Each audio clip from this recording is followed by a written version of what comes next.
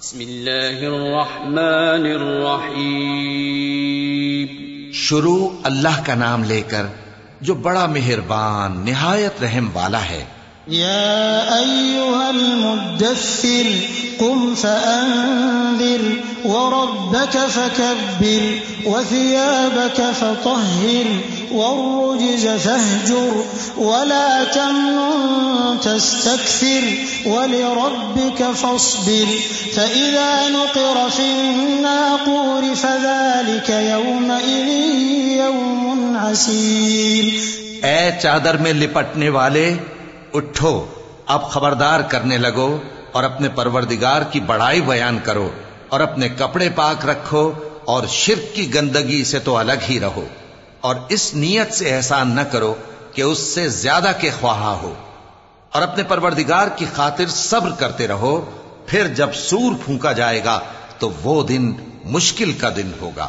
على الكافرين غير يسير ذرني ومن خلقت وحيدا وجعلت له مالا ممدودا وبنين شهودا ومهدت له تمهيدا ثم يطمع أن أزيد كلا إنه كان لآياتنا عنيدا. یعنی کافروں پر آسان نہ ہوگا. مجھے اس شخص سے سمجھ لینے دو جس کو میں نے اکیلا پیدا کیا اور میں نے اس کو بہت سا مال دیا اور ہر وقت حاضر رہنے والے بیٹے دیے اور اس کو ہر طرح کے سامان میں وسعت دی. پھر بھی لالچ رکھتا ہے کہ میں اسے اور زیادہ دوں. ایسا ہرگز نہیں ہوگا.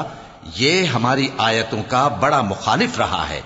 سأرهقه صعودا إنه فكر وقدر فقتل كيف قدر ثم قتل كيف قدر ثم نظر ثم عبس وبسر ثم أدبر واستكبر فقال إن هذا إلا سحر يؤثر إن هذا إلا قول البشر سأصليه سقر وما أدراك ما سقر لا تبقي ولا تذر لواحة للبشر عليها 19.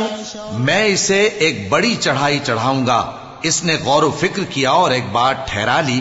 یہ مارا جائے اس نے کیسی تجویز کی، پھر یہ مارا جائے اس نے یہ کیسی تجویز کی. پھر اس نے نگاہ کی، پھر تیوری چڑھائی اور منہ بگاڑا، پھر پیٹ پھیر کر چلا اور تکبر کیا. پھر کہنے لگا یہ تو جادو ہے جو پہلے لوگوں سے برابر ہوتا آیا ہے. پھر بولا یہ اللہ کا کلام نہیں بلکہ بشر کا کلام ہے. میں ان قریب اس کو سقر میں داخل کروں گا. اور تم کیا سمجھے کہ سقر کیا ہے؟ وہ ایسی آگ ہے کہ نہ باقی رکھے گی اور نہ چھوڑے گی، اور بدن کو جھلس کر سیاہ کر دے گی. اس پر 19 داروغہ ہیں. وما جعلنا أصحاب النار إلا ملائكة وما جعلنا عدتهم إلا فتنة للذين كفروا ليستيقن الذين أوتوا الكتاب ويزداد الذين آمنوا إيمانا ولا يرتاب الذين أوتوا الكتاب والمؤمنون وليقول الذين في قلوبهم مرض والكافرون ماذا أراد الله بهذا مثلا كذلك يضل الله من يشاء ويهدي من يشاء وما يعلم جنود ربك إلا هو وما هي إلا ذكرى للبشر.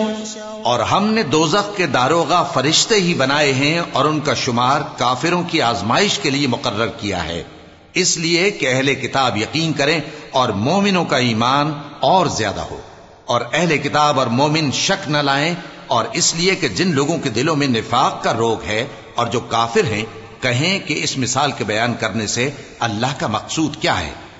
اسی طرح اللہ جس کو چاہتا ہے گمراہ رہنے دیتا ہے اور جس کو چاہتا ہے ہدایت دیتا ہے، اور تمہارے پروردگار کے لشکروں کو اس کے سوا کوئی نہیں جانتا، اور یہ قرآن تو بنی آدم کے لیے نصیحت ہے۔ كلا والقمر والليل إذ أدبر والصبح إذا أسفر إنها لإحدى الكبر نذيرا للبشر لمن شاء منكم أن يتقدم أو يتأخر كل نفس بما كسبت رهينة إلا أصحاب اليمين في جنات يتساءلون عن المجرمين ما سلككم في سقر قالوا لم نك من المصلين ولم نك نطعم المسكين وكنا نخوض مع الخائضين وكنا نكذب بيوم الدين حتى أتانا اليقين۔ ہاں قسم ہے چاند کی اور رات کی جب رخصت ہونے لگے اور صبح کی جب روشن ہو جائے کہ وہ آگ ایک بہت بڑی آفت ہے، انسان کے لیے ڈر کی چیز، یعنی اس شخص کے لیے جو تم میں سے آگے بڑھنا چاہے یا پیچھے رہنا چاہے۔ ہر شخص اپنے کرتوتوں کے باعث گرفتار ہوگا، مگر داہنی طرف والے نیک لوگ جنتوں میں ہوں گے اور پوچھتے ہوں گے، یعنی آگ میں جلنے والے گناہگاروں سے کہ تم دوزخ میں کیوں پڑے؟ وہ جواب دیں گے کہ ہم نمازیوں میں شامل نہ ہوئے اور نہ ہم فقیروں کو کھانا کھلاتے تھے اور ہم بحث کرنے والوں کے ساتھ مل کر بحث کرتے تھے اور روز جزا کو جھٹلاتے تھے یہاں تک کہ ہمیں موت آ گئی۔ فما تنفعهم شفاعة الشافعين فما لهم عن التذكرة معرضين كأنهم حمر مستنفرة فرت من قسورة بل يريد كل امرئ منهم أن يؤتى صحفا منشرة كلا بل لا يخافون الآخرة كلا إنه تذكرة فمن شاء ذكره وما يذكرون إلا أن يشاء الله هو أهل التقوى وأهل المغفرة۔ تو سفارش کرنے والوں کی سفارش ان کے حق میں کچھ فائدہ نہ دے گی۔ ان کو کیا ہوا ہے کہ نصیحت سے روگرداں ہو رہے ہیں، گویا گدھے ہیں کہ بدک جاتے ہیں جو شیر سے ڈر کر بھاگ جاتے ہیں۔ اصل یہ ہے کہ ان میں سے ہر شخص یہ چاہتا ہے کہ اس کے پاس کھلی ہوئی کتاب آئے، ایسا ہرگز نہیں ہوگا۔ حقیقت یہ ہے کہ ان کو آخرت کا خوف ہی نہیں۔